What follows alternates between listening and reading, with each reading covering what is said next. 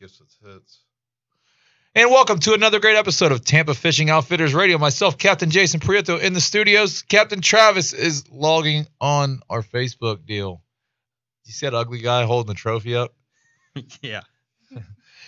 Captain Rick Silkworth, our special guest, is in the studios, man. Yep. So what's going on? Oh, and you brought and tell us who you're. Well, that's my first mate. That's Riley. That's my daughter. And yep. And she loves to fish. Does she like to talk? She can talk now. All right. Well, then see, we have a good mix here for radio. Oh yeah. And I guess Facebook Live now. Everybody's on the social media. Anyhow, guys, we're going to talk a lot of fishing. We're going to talk a little bit about ICAST. Rick, you didn't make it out at ICAST. You actually worked. Yeah, I worked. We worked on what did we work on, Travis? Drinking? Well, y'all did. I was babysitting. You would. And you're such a good babysitter. How much do you charge an hour? You don't want to know. But Captain Travis, glad you could join us, sir. Yes, sir. Thanks for having me. It's been always a pleasure. But we're going to talk a little fishing. We're going to talk a lot about fishing, and we're going to talk more about ICAST. Going to do a little review, new products, and you can't discount the Yeti bucket. Oh my God! Come on, man! Best of show. Are you kidding me? I can't wait. PowerPole releases some of the craziest stuff we'd seen in the industry, and the freaking 5-gallon bucket wins. I don't understand it. How does that? Well, they weren't in the same. I don't care category, but no, it's. I could have picked one of them up on the way in and got best product. Yeah, seriously? It was I mean, I wonder how much. I don't know. I don't know how to comment on it. I mean, I guess you could say it's a nice bucket, but I do. It's still just a nice bucket. It's horrible. I mean, it's horrible. I didn't really Garbage. see any giant benefit to having that bucket You can stand over on it. My buckets that come with my Lee Fisher cast nets. They work just as good.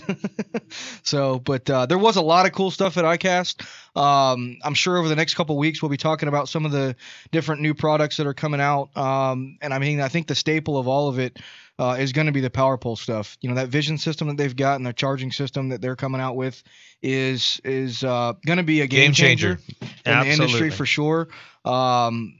For those of you that don't know, I've spent about 11, almost 12 years as an automation engineer, so I am right up to speed with what they've got going on. We've been doing it for a long time in the automation world, and it's nice to finally see some of that come into the marine industry, in the recreational and commercial boating industry. Some of those technologies. So hopefully, they can get that product released without any hiccups. I know when you introduce new technologies to people, there's always a learning curve to kind of get them on board with what's going on. But I think in the long run, it's going to be the staple of the marine and even the boat manufacturing industry, like we've talked about.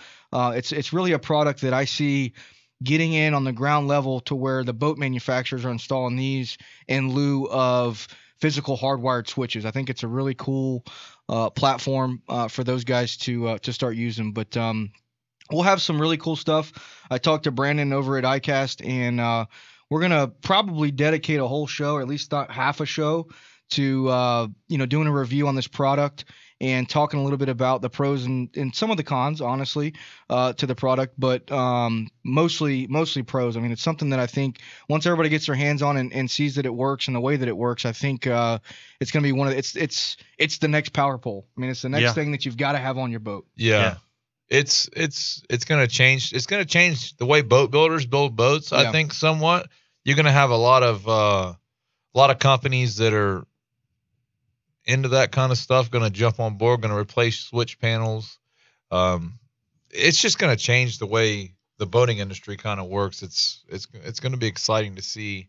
I'm sure there's going to be some glitches as every new product. Here's the good thing about PowerPole. As they did with their new blades, they've got guys that are going to be testing. I know in particular I'm going to have one on the boat, and Rick's getting one. And so there's going to be some testing done to figure out the glitches. That they're good about that. I'm glad to see companies still do that, because I do believe that a lot of companies throw stuff out there sometimes and they let the end user be the tester, which I think is somewhat wrong. I don't think you should throw something out there without it being proven and then have somebody paying, even if it's discounted. I still don't think it's right. Like, test your stuff, have certain people on staff that do that type of thing. Guys like, Travis, for instance, he knows that software. He knows it better than me and you. Yeah. I mean, I can tell on the fishing side how it works. And actually, from my previous job, I kind of can grasp it. But when you start talking software, it's out of, it's not really in my league. So, but anyhow, do we have a caller? We do. We had a caller. We're going to go ahead and take our first one. It's Brian. I'm not sure where he's from. Brian, you there with us, buddy? Yes, sir. Brian from Upper Tampa Bay calling back again. Oh, Cobia man. Yes, sir. I had a good day on the water and just wanted to call and give you all a fishing report. Absolutely, brother. Give it to us. Before I get into that, though, I've been listening, and I agree. These things need testing and that, and to be user-friendly for the recreational boater at the end game. You're talking about the end game, right? And I couldn't agree more.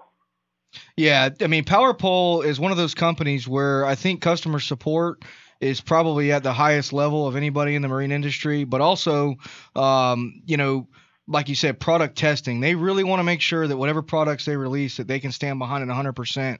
And they've done a really good job of consulting with, full-time guides and guys that are proven in the industry. They're going to use this stuff day to day to get the feedback. And the more important thing about any of that kind of stuff is when they get the feedback, they actually use it, and they'll make changes and they'll modify the product according to recommendations that guys give them. So hats off to the guys at Power Pole for doing that. So what's the fishing report there, Brian? Lay it on us, buddy. Well, I went out this morning, and out in the distance, I was hearing a lot of rumbling, and anyway, somehow got away from the rain and the lightning, and was able to land five nice spotted sea trout here in Upper Tampa Bay. What kind of water depth are you fishing, Brian? Was catching them in the upper 18s, 16 through 18 and a half inches, or a little bit shorter. Is that what you're asking? What depth was the water that you were fishing in? Give us an idea. Very, very skinny, 3.5 foot to the super skinny, half a foot through. But 3.5 foot is where they were at, and plenty of them still out there, which surprised me because I was trying to do the cobia fishing, and I went out a couple times last week and didn't have any luck because when they're not around, they're just not around. Very hard fish to find, but. Went back out to my trout areas, and they're still out there, which is very surprising. Usually when it heats up like this, they kind of slow down. Yeah, I'm gonna pass that one off to Rick. I know Rick is an Upper Bay guy, and let's see what he has to say. Yeah, I guess I've been looking in the wrong places because I've been fishing a little on the deeper drop-offs. Yeah, and the trout that we've been catching haven't even been little smaller fish. Mm-hmm. And then like he said with the cobia, last couple weeks we catch one or two. I haven't seen any this week yet at all. Yeah, I may have them. How about this when it comes to cobia? And you guys, I really appreciate y'all letting me call in last week, and y'all really heard me out. And I forgot to really come across the point I really wanted to do about the cobia in this new slot that they're trying to do all the way up to 38. How about an inshore slot, since they don't get so big inshore and they get plenty big offshore and they've got big breeders offshore? How about the slot stays the same for the inshore slot, 33, offshore starts at 38? What do you guys think about that? I think the problem with that is you have some line of demarcation between what is offshore, what is inshore. I mean, they do it with the federal fishing stuff. Maybe state waters out, state and federal waters, things like that. But the way I would see it was, personally, I think it would be hard to manage from an FWC perspective. Particularly, you get a guy that runs offshore, catches a small fish, and then he zooms back into, say, Fort DeSoto, and he's sitting there going, "Oh, we caught all these fish right here." You've got that issue between some of that. But another one, and the flip side of that is, I mean, there's some stuff even on the snook side where I think like regionalize different things, because we found over the last couple years that certain regions, the snook population or the snook bite's been better, and other regions, even just on the one side of the bay to the other side of the bay. And, we've kind of talked about it, various different episodes on the show about maybe regionalizing the areas and the keeps and the limits for snook, and kind of break it down a little more than they have. And so I think the FWC does a good job at what they do. I definitely think that they have a bigger challenge than what probably us as guides, you as recreational, and even the commercial guys, they've got a lot to deal with. So I think generally what they try to do is take a very general approach to things. And what I have found is that if there's issues and there's things that can be changed, it seems like the FWC does a good job of bringing that back to us if they see a need to. So the best thing I can do in terms of the cobia thing is, believe that they know what they're doing and see how it goes from there. If we see an increase, if we see a decrease, then I think it's time to, put a group together and voice an opinion and go after them. But I'm not 100% sure how it's going to really affect tough. us. I've fished them since 1999 and maybe boated 35 and kept 7 since then, and one's been over 38, maybe 2 have. I mean, they're like trophy fish. They're like you catch a 39, 40-inch cobia around here. That's something to talk about, man. Yeah. It's something to write home about. It hardly ever happens, and it just has me super concerned. But I get it, I get it.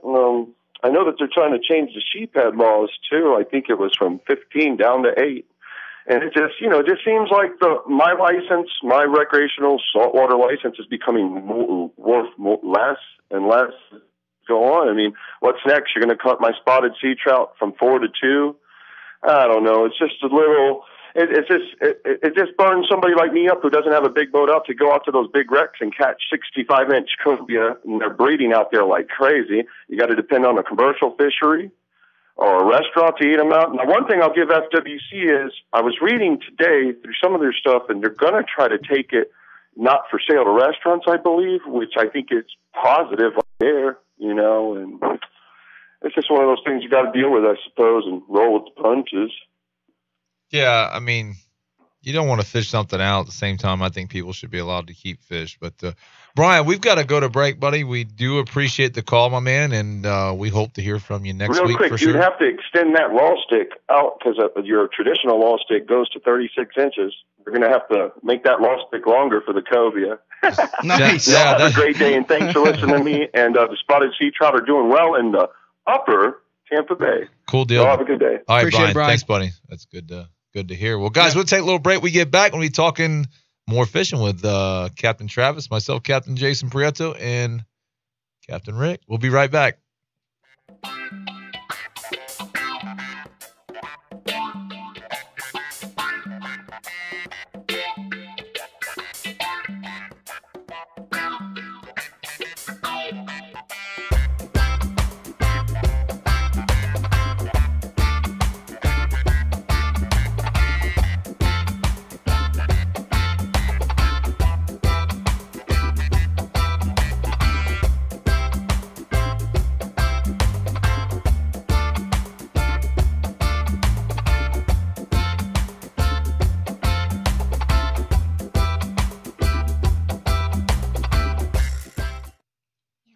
Welcome back. You're listening to Tampa Fishing Outfitters radio show on Sports Talk 1040 The Team. Myself, Captain Travis Yaeckel in the studio, my main man, Captain Jason Prieto, and we got another big Rick in the house, Captain Rick Silkworth, coming to hang out with us tonight and talk a little fishing.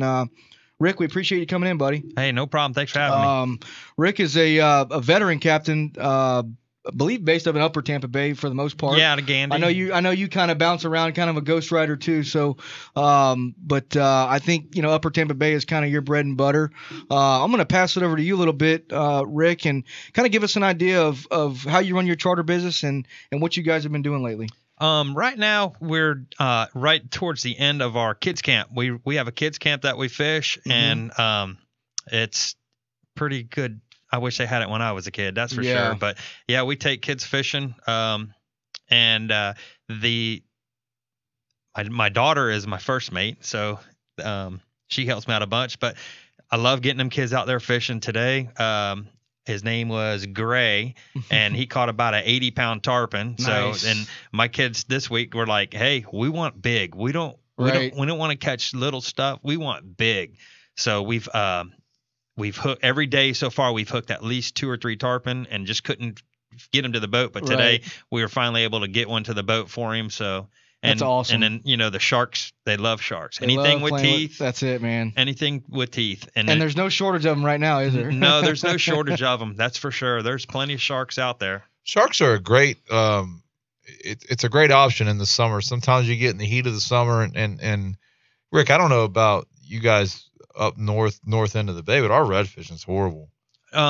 Yeah, ours is, we have a couple schools, but they're getting hammered. Yeah. As a matter of fact, there's a lot of people from your side coming over to our side and hammering them. But and it comes to that, back to that respect thing on the water. You got people set up on fish, and next thing you know, you got people coming in with the wind in their face and trying to hunker down on this school of fish that they're never going to be able to catch. It's so much easier to just go out there and catch sharks. You know, and when you got kids on the boat, the red fishing and they're slamming lids. They just don't get it. Right. So sometimes you just got to just say, hey, let's go do something else. And well, it's about them too. It's not. Yeah. Oh, absolutely. So you got to adjust to, especially when you're taking kids every day. Yeah. You don't know what you're getting.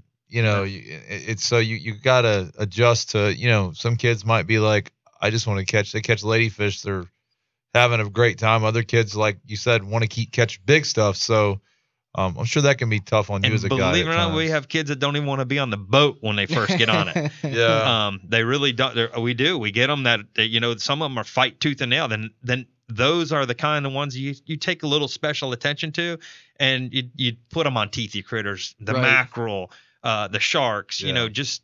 It doesn't have to be just a 40-inch snook every single time. Exactly. These kids, they just love to fish, and then next thing you know, the kid that didn't want to go, next thing you know, all about it. He's back 2 weeks later. He's back for another week, and it's like, wow, that's awesome. I didn't think you wanted to be here. He goes, man, I had so much fun. I'm ready to go again. And that says a lot about you, and that's good, because I'm the same way, especially with the kids, man. When they leave my boat, I want them to have the best experience on the boat. It doesn't mean the best fish. It doesn't mean the fish of a lifetime, but it means, they had a good time. They didn't get yelled at. They didn't get screamed at. They didn't do anything wrong. That's right. That's very even important. though they probably did everything wrong. But you said the key word, fun. They need to have fun. Got to make it a good time for them. There's also 50 gallons of fun behind me. Exactly. A lot of the dads when I take the fathers and sons fishing, the dads will freak out because the kid's got his hand in the live well. Right.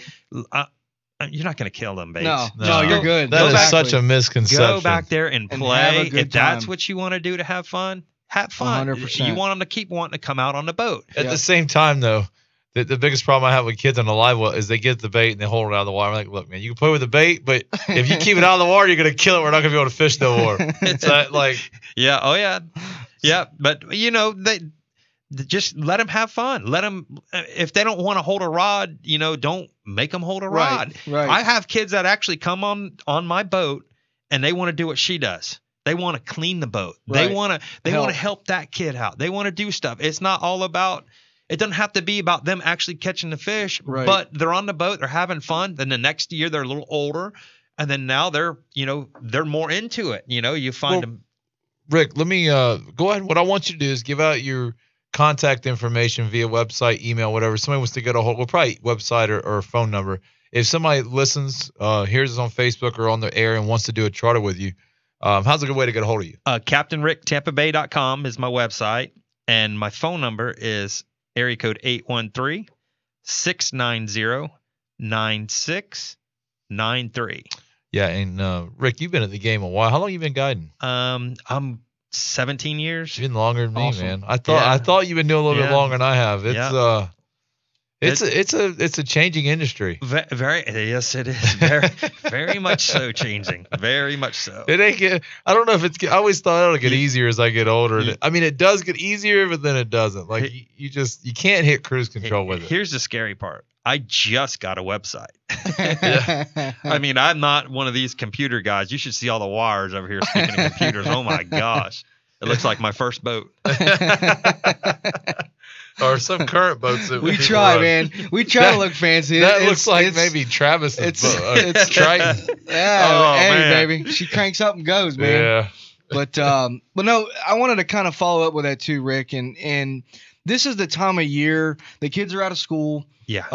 The nice thing is it's you can get away from the technical fishing. Springtime, you're snook fishing, you're red fishing, you're trout fishing. Travis, let's be real. You never get away from technical fishing. Listen. This guy gets on his tower and you think. I don't even have a tower anymore. Yeah, but you stand on something. You're always at the top. Like, it's the short guy wanting to be tall syndrome is what I call it. Hey, he gets up there, man. It's like it's him and the fish. the customers are just a blur. Well, no, I mean, I don't know about all that. I mean, a lot of the fishing so serious out there with a little remote. A lot of the fishing that we've been doing here lately is not that technical. I'd say the most technical thing that we're probably doing right now would be mangrove snapper, as odd as it sounds. That's been tough. And tarpon. Those are the two technical, and how technical do you want to get? You just catch them on a piece of cut bait. Exactly. I mean, snapper as far as that goes, a little bit of a challenge. I will say the snapper bite for me has been kind of bleak. I'm going to be honest. Usually, we are absolutely wrecking the snapper this time of year. It's been tough. It's like they're there. But it's like they've gotten smart. You also got to remember one of my tarpon spots they took away. That bridge right there, the Gandy Bridge, the second bridge, they done up and lift. There it goes. Yeah. They pulled all the pilings. They took all of it. They haven't been up there in a while. Yeah, I know they were. I knew they were doing it. I hadn't been up there in a while either. But you still have the other bridge. But a lot of my spots that I would come to and do very well at was that Friendship Trail or whatever that bridge was that they tore down. Mm-hmm. I was like, y'all really have to tear it down? Yeah, I got a picture with her with a 38-inch snook that she caught under that bridge while we were fishing for jacks, and I kept saying, could just pull that thing in. What are you doing? And then I look, and then the fish came up and jumped, and I'm like, oh crap. Easy, hang tight. Easy, not so hard. Yeah. That's always, it's one of the things. There's always the exception. I've got a story. I had a customer, good customer too, and I go, all right, man, let's move, and I'll crank the motor up, and there he is, let's bait out, and I said, just reel that thing up, man. I got the motor on, like 35-inch snook, the motor bite. Yeah, the motor bite, baby. But now guess what happens? Ever since that, he tries it for years. This is Jeff, and he never catches one. But every time I'm like, all right, reel up, and he's always like, flipping it. But hey, if you ain't in the water, you definitely ain't gonna catch one. This is true. I promise you That's that, true. man. That's what I always tell the kids. That's exactly what I tell the kids. I point to their bait. I go, you're not going to catch one with it right here. It ain't happening there, man. I like the one when the guy reels in a hook and he goes, he's sitting there soaking a hook, and I go, man, I think you throw your bait. Nah, I'm good, man. That's all. No. Your bait went that way, your hook went that way. I hate to say it. I tell him once, and I'm like, argue. I'm like, okay. He goes, yeah, you threw your bait off. Nah, man, I'm good. All right. Okay. I just let him sit there and fish with no bait, because I'm like, I told you, man, if you don't want to listen, I watched it go up in the air and your line go that way. But it's funny how that, and who listens the best is typically kids. That's right. They do. Women and kids. Yeah, they're women unbiased. and kids. They don't have anything to relate it to. Guys, we try to be like, oh, I got this. Kind of a macho deal. You get the wife in there, man, and she listens to everything you say, and she's catching all the fish, and the husband's going, what's the deal? No, the wife, not your wife. No, because their wife. Wife. Oh, no, it don't have, no, she wants to tell you how to drive. You know nothing. No, no, their wife. Why are you doing that? Not like, why are you doing that? Why are you doing that? Like, you're dumb for doing that. Like, my wife's notorious for that. Hey, babe, see them fish popping right there? Yeah, I'm going to throw back here, though. Yeah. Then you're going to catch something back there. I'll throw right up here. Like 35-inch snook, like you said, right behind the back of the boat. It's like, that's the worst. I'm done. That's the worst. I'm done. Then you're never going to hear the end of that. Because every time you try to correct her, remember that time you told me to throw at the front of the boat and I caught the big snook off the back? Oh, game over. Yeah, that is game over right there. Dude. Game over. But no, the summertime is a great time to fish. Well, I've been preaching it for the last, I preach it every year, but big fish, if you want to catch a big fish, now's the time.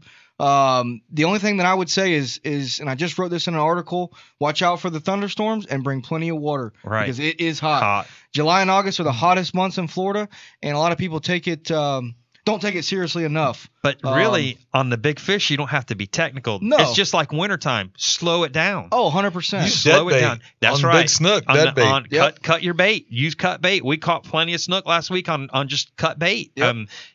I got this a live well full of big, nice white bait, and we ended up cutting them up and throwing them out. That's exactly catching what we're more doing. snook than what we could have if they were live. They wouldn't eat no live bait, and they didn't eat no live chum. I've had a hard time 100%. getting threadies, man. The thread fins have kind of they got smart.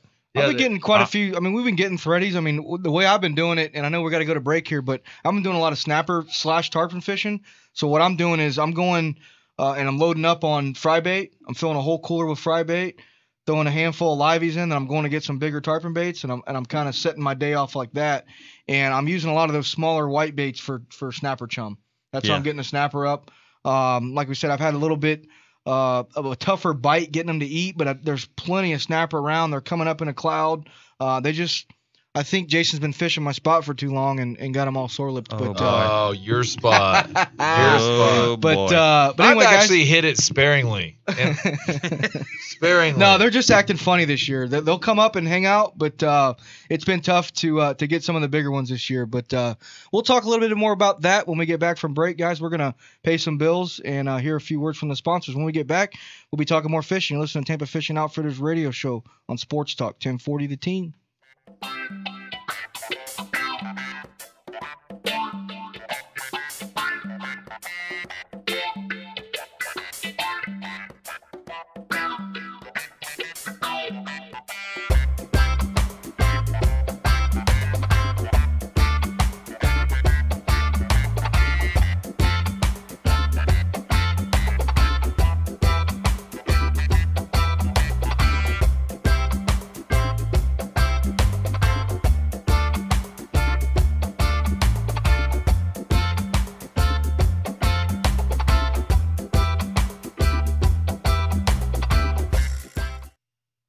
And welcome to another great episode of Tampa Fishing Outfitters Radio on Sports Talk 1040 The Team. Myself, Captain Jason Prieto in the studios.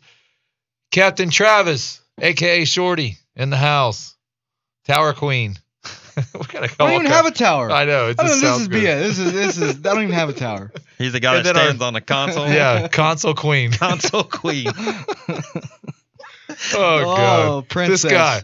You can be my princess. He catches a lot, I have to tell you. He's got somewhat thick skin. He gets a little edgy sometimes. But special guest, Captain Rick Silkworth, the legend.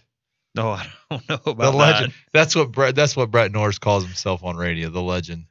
That's a whole nother topic. Brett Norris alone. Brett Norris. That guy's come up more on our show. I don't know, but I can tell you when it gets down to wintertime, we're literally going to put his phone number up here on every episode for Sheepshead He don't trips. even know his phone number. Oh, my God. That guy's a trip. Anyhow, the Sheepshead master. Anyhow, we're talking fishing. We're talking Upper Tampa Bay, and we're talking fishing with Captain Rick. And so you've been mentioning a lot about kids fishing. You brought your daughter in here. Yeah. Who's first mate. That is awesome. Yeah. I can't, I don't know if my daughter, she would go, but she would get cranky, I think, every day. There's times. I mean, there's definitely times. But that's impressive that she goes. Well, we started her off young. When we were tarpon fishing, what we would do is we'd open the live well up and have her in her life vest, and she'd bob around in the live well. And then, we got her to catching crabs, and then that was great. And now she's full on, 100% tarpon fish. She has her personal best so far, which she caught this year, was 180-pound tarpon. Nice. Start to finish, all by herself. Nobody touched the rod. Wow. And she wouldn't give the rod up. So I had three grown men on the boat the other day that couldn't even do that. Yeah. No, she. Is that when you're in the back, like making fun of him with his technique so bad? Oh, dude, listen, we talked about this earlier, but sharks are the perfect warm-up and learning curve for catching a tarpon. There's nothing wrong with fighting sharks. You can learn a lot of technique. You can figure out your rod management. You can figure out how to reel and keep in sync. But these guys need to catch a few more sharks before they hooked onto a big tarpon. Then when you lose a shark, you just go get another one. That's it, man. It's I would not like that hard. to. I mean, probably would be good for the customers, but like when you got customers on the boat and you're just in the back and you're trying to coach them, what you're thinking, I would like to hear sometimes. That would charter be good. captains. Well, I tell you, tarpon fishing. Tarpon God, fishing, and Rick will probably agree with me on this. When you get newbies on the boat and they're tarpon fishing, we're gonna go catch tarpon. You're advanced fishing with rookies. You're doing that idle out of the marina, and normally when I start my trips, I try to kind of pretense what's going to happen. Okay, we're going to go do this, we're going to do that. And then when you start setting up and you get the rods out and they're all holding a rod or whatever you're doing, and you're trying to explain to them what's going to happen when a tarpon eats this bait. What's going to take place from second 1 to second 10 if you're still alive during second 10, And I don't know that there's anybody new to tarpon fishing that I've given my spiel to and they haven't said, dude, that's totally way more than what I ever thought it was going to be. But they're thinking that. Yeah, and you're trying to explain, like, listen, this is going to go from 0 to 1,000% in 1 second. This is what you got to do. I did some group trips down to Boca Grande about 2 years ago, and I had 2 people on my boat that didn't even know what a tarpon was. Oh. And, they just went along. They could either go play golf or go fishing. So right. when we set the baits out for them, and the lady was holding a rod. She goes, "Well, how do you know when you have one?" She's like, "Oh, I think I have one." She'd feel like the thread fin pulling on it or something. Exactly. Well, when she did hook one, it drug her off the live well to the back of the boat. She was screaming with everything she had. The fish jumped 3 or 4 times. Of course, she didn't point the rod. Right. So the fish come off. She put the rod down, set it in the rod holder, said, I'm done. Game over. Done. And the little guy that was with her, he said, I'm done. He scared him to death. Easy trip for you. Well, yeah. Well, what I ended up doing was, which I really don't do down there very much, because usually when I'm tarpon fishing, I'm tarpon fishing. That's what you have to. We do the same here. I mean, exception in the bay, but I called up a couple of the other captains, and we got a couple rods together. I went through the net a couple times. We went and caught snook, and they weren't happy with that. They didn't want no part of them tarpon. But it is, man. I mean, and there's various sides to it. You know, some days tarpon fishing's easy. Sometimes you're right out there and you're hooked up, and you look like a hero. You look like a hero. There's other days where you may spend the first 4 to 5 hours of that trip sitting on fish or trying to find fish or whatever, and it takes place towards the end of the trip. And the hardest part is you know, like you say, you go through the hookup and the jump and the bow and the keep the line tight and keep the rod high and all that stuff.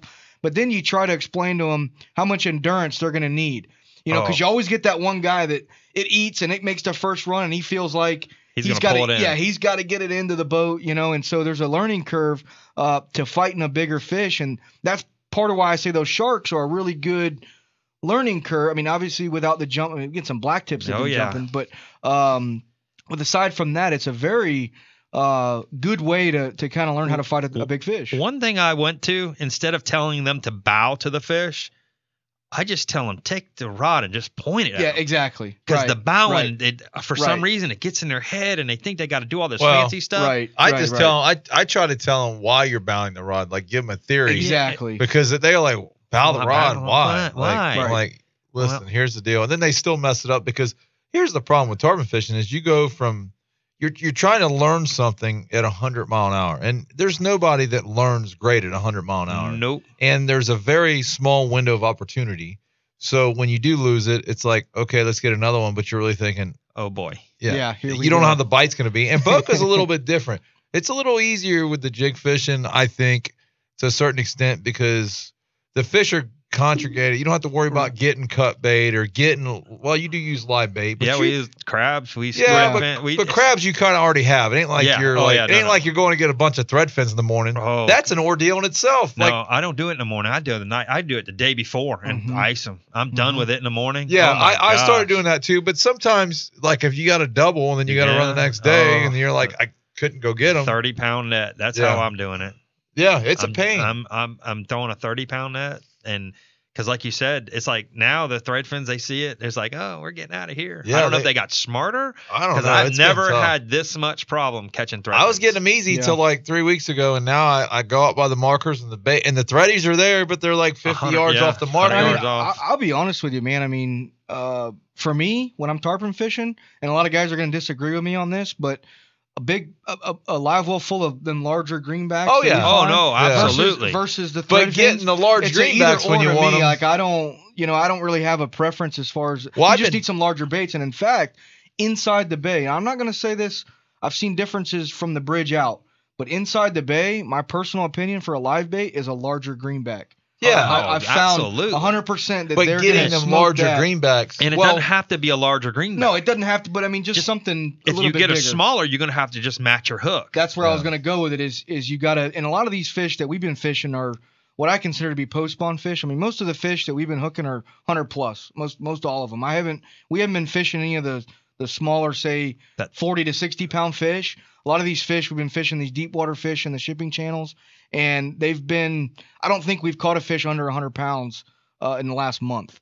But in saying that, our hook size, I'm cut baiting fish, so I'll generally up my size of my hook, say to either a 7 or an 8/0 circle hook is what I'm using on these tarpon, and partially for hookups. I mean, I'm using that bigger hook. I'm barely hooking a larger bait. I'm putting down baits that when I want to go for a tarpon, I'm putting down a tarpon bait. I'm not putting down a stingray bait or a shark bait. I'm putting down something that's a lot bigger, and we're weeding out, some of the sharks when we're looking for that tarpon bite. But that's what gets me on that is so having you're to using shrink that hook. menhaden. Well, we're using some menhaden. I'm using, believe it or not, man, I'm using anything I can get. Like a lot of times what I'll do is catfish. I'll throw. I've never caught one on catfish. No, I've heard of it. I'll throw it out there. I'll throw it out there. What I'm doing, and it works inside Tampa Bay is I'm taking my guys mackerel fishing first thing in the morning. We're doing mackerel and snapper, and we're saving a couple of those mackerel, and we're tarpon fishing with mackerel. Yep. And that's an awesome bait for fishing inside the bay. Very oily, very stinky. If you can get a hold of some mullet, that's going to work just the same. You told me a different bait out there. Well, that's what you need to use. Go do what I told you. I got to tell you a mullet I never story. listen to you anyway, so. I love with a mullet. tarpon. I love mullet. It's probably my favorite bait.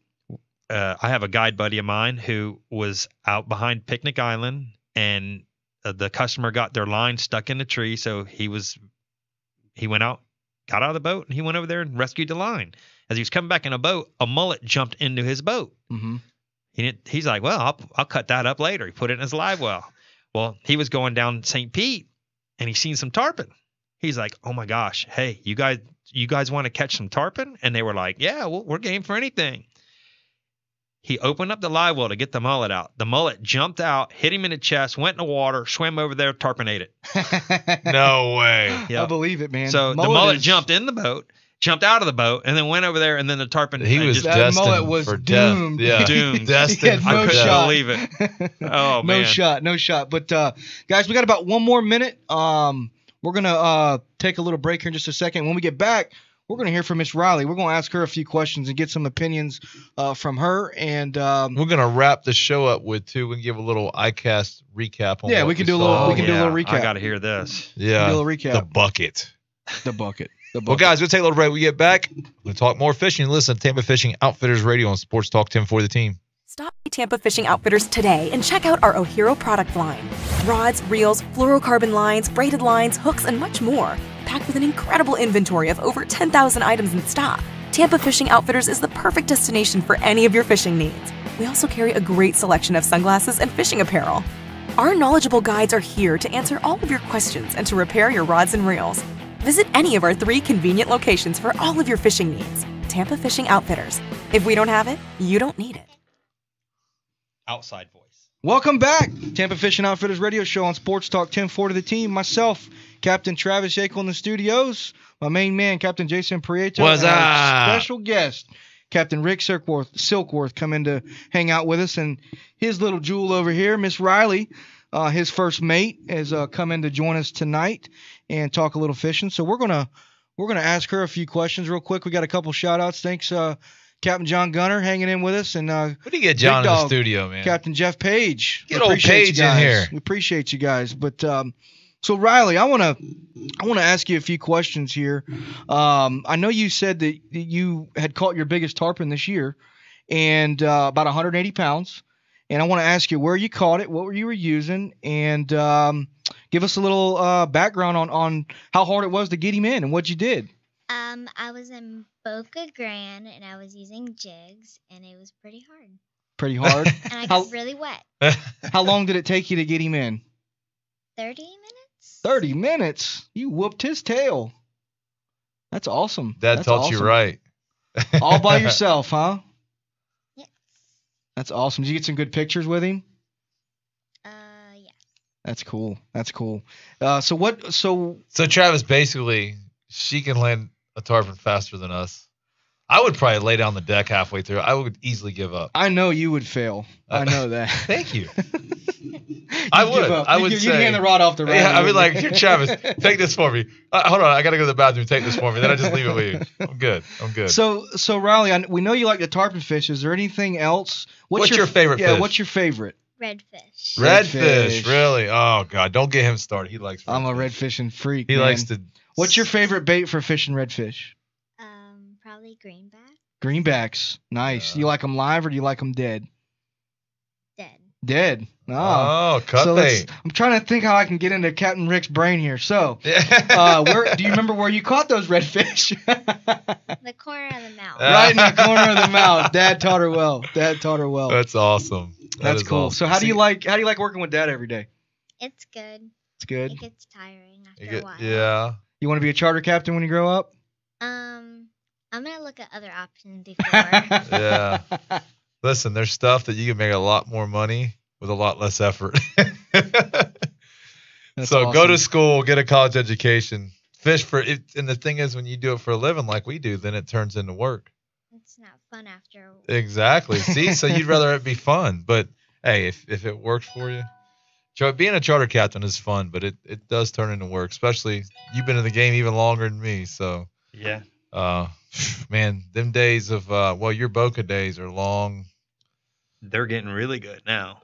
Yeah, they're long. So on the Boca deal with Boca, to me has always seemed like a cool gig until I had kids, and I'm like, there's no way. But what happens? I fish all week, and then they'll come down on the weekends. Yeah. And then if I try and leave my weekends open for the obvious reasons, it's a little hectic. But with and if I have to fish, I've got friends down there that they just jump on their boat. I mean, my wife. Yeah. She is probably the hardest core tarpon fisher person that I know. I mean, that's awesome. She'll work all day, then jump in the car, drive all night, and get down there, and go fish, get up at 4:00 the next morning and ready to go. That's awesome. It's an addictive fish. I mean, yes. Really. I mean, especially a lot of the guys, and I'm sure you've seen this too, Rick, is that once you get one of those newbies on your boat and you take them out and they have a good time, they tend to come back. Yeah. It's not one that it's not one that when you get a couple guys and you really show them a good time and you show them how tarpon fishing should be, they get addicted. And it doesn't take long after you do a couple tarpon trips before you're a lifelong tarpon fisherman, man. It's a really cool fish to fish for. Well, on a side note, Travis, I just thought about this. I had some big changes in my fishing career this week, making a boat change. You are making a boat change. I've got a 26 Pathfinder on order and getting on their pro team, so to speak, and pretty excited, man. I know Jeff Page been running one of them for years. Be good to rub elbows and work some boat shows with them. But and I do want to say hats off to Canyon Bay, man. It was a hard decision for me. I've ran them boats for 10 years. I've helped them do some changes to make the boat better. Actually, they've got their design off their half tower from my original boat, which I kind of came up with the design. But they've been good to me, man. It was more just a business decision. It wasn't anything about the boat. I can't speak enough about their 2400. I've ran it. I don't want to. I'd probably got more trips in that boat than anybody. You just can't pick up at my dock anymore. Yeah. That's a Canyon Bay only dock. Is it? Well, I'll pick down the slip over.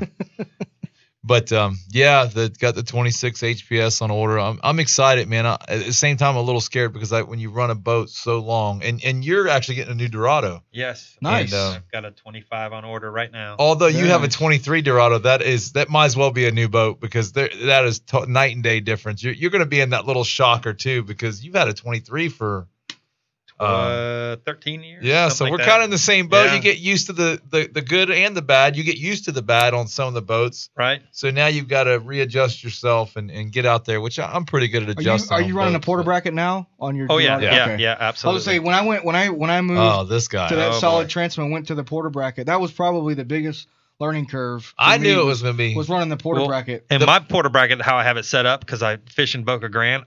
I got to look like if you put it all the way down, you can't run the boat that way. No, I bury it because I want that reverse. The bite, yeah. I need that reverse. When I put porter brackets don't back worth a darn. No. The same thing on our boats. Like it's like that water hits the transom and it just throws the whole deal off. That's exactly why I got mine. When I mean buried, the cowling's almost touching the water. Wow. Because there's no reverse and. Sometimes it gets you got to back up really quick. Yeah. There is no backup. So one thing I remember, we fished a tournament down there, and I've never done charters down there, but I fished Boca Grande quite a bit. I wouldn't call myself an expert, but we fished, me and Captain Will, he had ran a Skeeter.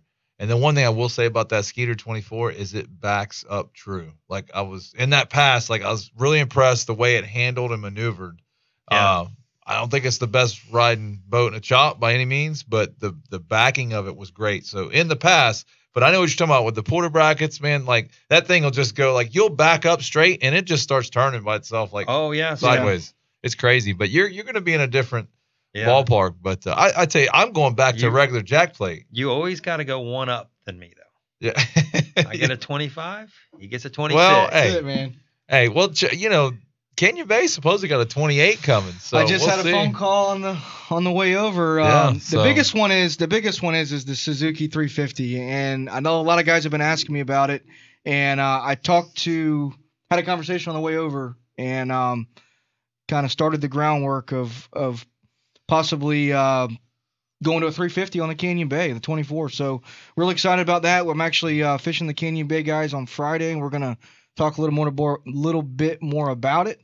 And I might have some good news on that. So we'll see. Yeah, that'll be cool. I'm curious to see because they're running a counter rotating prop. I've been running the 350 Mercs, and they're great motors.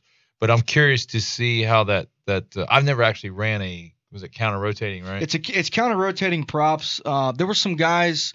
A lot of the skiff guys, tunnel haul guys, particularly out in the marsh, out in Louisiana, Texas area, will run dual props for high lift, more bite on the prop. There's several, benefits, downfalls, I think, on both ends of the spectrum with that. But I think Suzuki is put their time in. There's a lot of development that's gone into that motor and the lower unit and the drive train on that motor. So we'll see how it plays out. Well, you got two Mercury guys in the studio. So yeah. You know how this conversation is going to go. Every time he says Suzuki, I want to say God bless you. Every time he says right. Suzuki. Hey, every time I crank my Suzuki up, his little Mercury peas. Yeah, so. I just keep telling him it's going to take two props on that 350 to maybe keep up with my one. We'll see. But they're good motors, man. They've made a big push in the industry. But like I said, I'm excited for the change. Going to Step Hall, I don't want to call myself a performance guru on boats, but I'm pretty anal about propping. He'll tell you, like, I have propped that Canyon Bay. Like, people can call me, and if you're running a Mercury, I can tell you what to put on there to the T. Like, I've got it. And even we had to prop that prop they had on yours. I ran that thing about 5 seconds and it needs to go. And we ended up getting his propped out right. But so I going to Step Hall, I've already got an idea of what I'm going to run. But I'm going to kind of play with it, 4-blade, 3-blade, and stuff like that. So it's going to be exciting to get it out there. And there's not a whole lot of so Mercury just started offering is an option for Pathfinder now. Come in 2018, you can put any kind of Merc on there. It's a factory option. So there's not a lot of testing out there with 350s or 300s or anything Mercury. Yeah. So we're actually going to do some video. I'm going to do some video testing and put some good stuff out there to give some good information with the 350. And then hopefully they release the 400 to the pro guys. First thing I put is a 400 on that bad boy. So we're going to see what it'll run. Dang. But good stuff, man. It's exciting change for me. And I think it'd be good stuff for you, Travis, in the future as well. You represent them good, and I'm glad that at least I could say I got you guys involved in them and help them do well in their future for sure. Yeah, they make a great boat. I've been happy with mine. I mean, we'll just kind of see where it all takes us, man. It kind of is what it is, brother. Well, but, I'm happy with my boat. I know you were, very happy with your boats. It wasn't really an issue of anything particular with the boats. It was just a business deal, and that's sort of how this world goes. But guys, we got about one more minute here.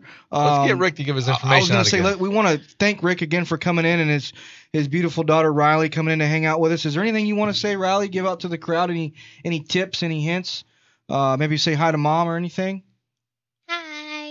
There it is. Well, Rick, give us your information one more time if somebody wants to get out and do a charter with you. All right. It's my website is CaptainRickTampaBay.com, and you can always call me. My number is area code 813-690-9693. All right, guys. It's been a great show. Until next week, tight lines and catch them up. Yes, sir. Well, and real quick, guys, we got about 30 seconds, but we're going to be doing some really cool iCast stuff. Like I said, we're going to be doing some power pull stuff, so we'll kind of keep you guys in the loop of what's going on there. We're going to have a really cool show with some of that, so stay tuned in the next coming up weeks, and we'll bring it all to you guys. Thanks again for listening and watching, and we'll talk to you soon. Till then, tight lines.